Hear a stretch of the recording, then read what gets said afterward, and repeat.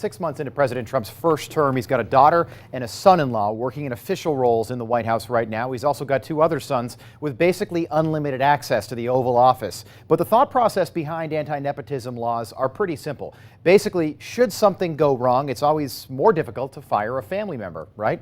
Makes perfect sense.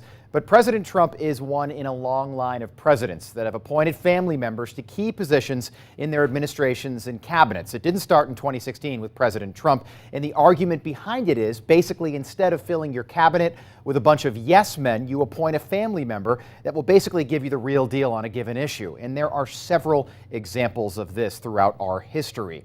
Our second president, John Adams, actually appointed his son, son-in-law, and father-in-law to different positions within his administration.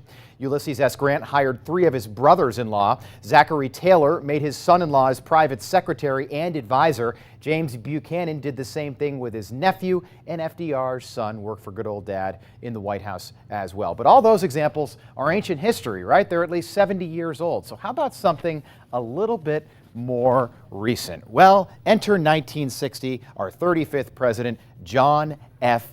Kennedy. He had the audacity in 1960 to appoint his brother. So here is JFK, president in 1960. He appoints his brother, RFK, as the Attorney General. RFK had never tried a case in a courtroom before. The press asked JFK about that. He said, well, I want to make sure my brother gets some experience before he goes into private practice. Oh, after that, Teddy Kennedy, JFK's youngest brother, takes over his Senate seat in Massachusetts. And after that, JFK appoints his brother-in-law, Sergeant Shriver, to be the first head of the Peace Corps. So at one time in Washington, D.C., we had a president, an attorney general, and a U.S. senator who were all brothers serving at the same time. Washington had never seen something like that before. After JFK's death, interestingly enough, in 1963, in 1967, LBJ, JFK's vice president, says he wants to stop presidents from hiring family members, so he signs the Federal Postal Act. But clearly, as is evidenced today in 2017, there is some gray area